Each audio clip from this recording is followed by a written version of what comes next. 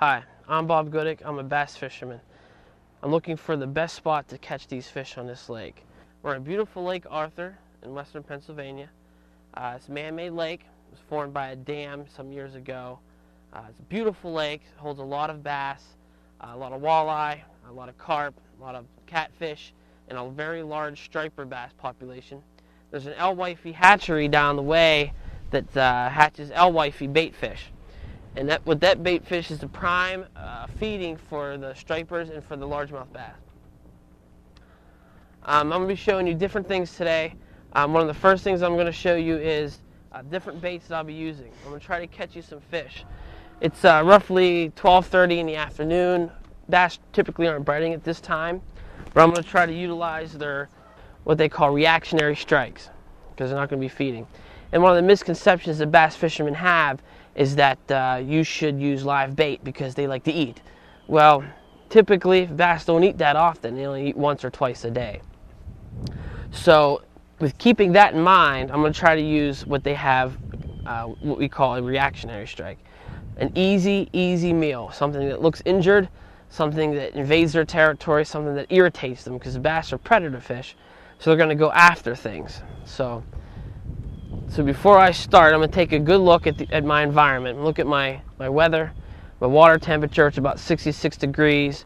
Have a fish finder here with a little electronics. It's going to help me to get the surface temperature.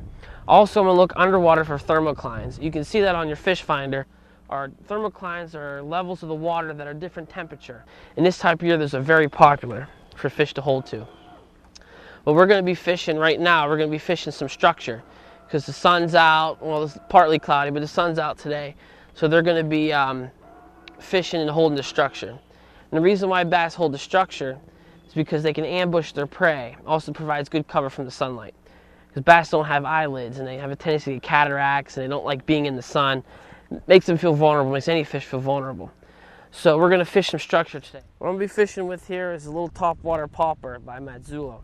It's one of my favorite baits. It's a natural color bait, and it spits on top of the water.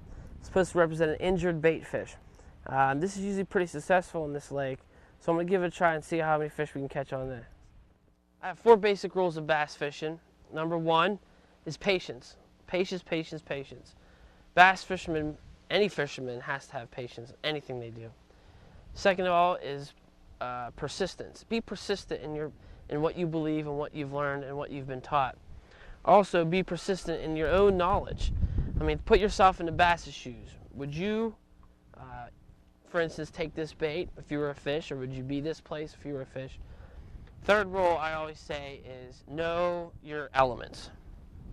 Elements in the weather element, water element, know your structure, your bottom surface, the surface of the water, know where fish are hiding to, know the time of the year elements, moon phases even. Can play an important role in where fish are going to migrate to, especially in the evening. But no feeding habits. I think if you're going to be a successful bass fisherman and you're going to go through the tournament settings and try to win some money fishing for these fish, it's important to know how they react and how they act and how they live. The 5th most important thing is to have good equipment. Have good electronics, have good fishing equipment, good rods, reels. Match your rod, reels, and lines to the bait you're fishing. Also match it to the fish that you're fishing for. And you will be successful if you keep those things in mind. You will be successful 90% of the time. And there's a big conception out there that only 5% of fishermen catch 95% of the bass. And that is so true. And why is that so true?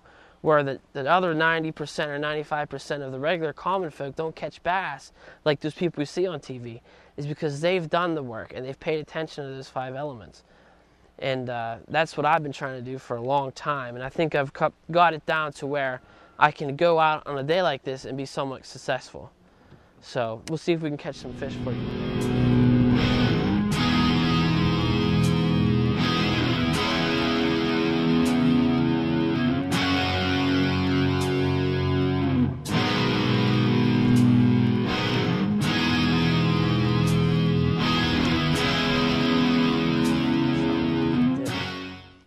He's on.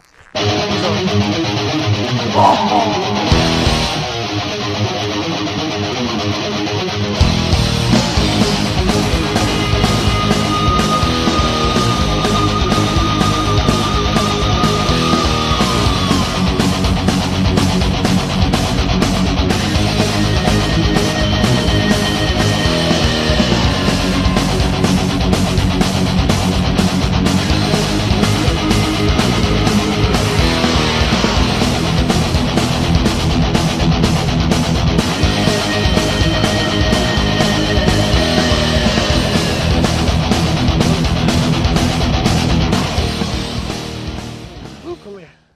see how the relationship of the bait to the size of the fish?